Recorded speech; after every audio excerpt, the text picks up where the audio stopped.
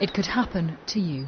The words of one despairing Huddersfield mum who told us her daughter was groomed by a group of Asian men, an organised criminal gang who she fears are forcing her daughter into prostitution. And she says no one, including the police, is stopping them.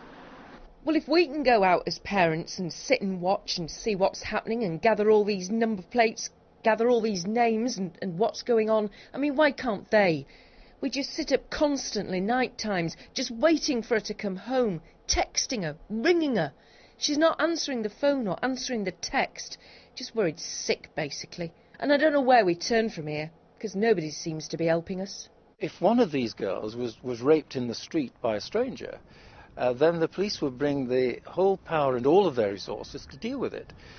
The reality is that these children are being raped a number of times a day consistently, and yet the police are doing very little about it. In defence of them, often it's not reported to them. And if it is reported to them, it's only reported by someone who perhaps doesn't have the evidence on which they can base a case.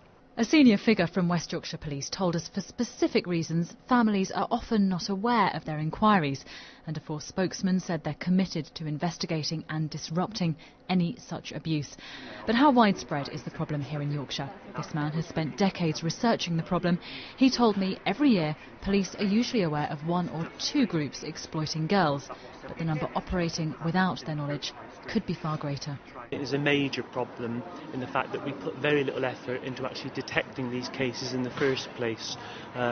Generally speaking, we have a very reactive system.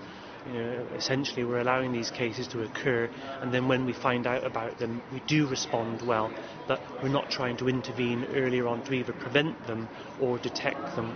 It's an invisible crime which many don't want to see, but one which some say is silently destroying the lives of our children. Jenny Hill, BBC Look North.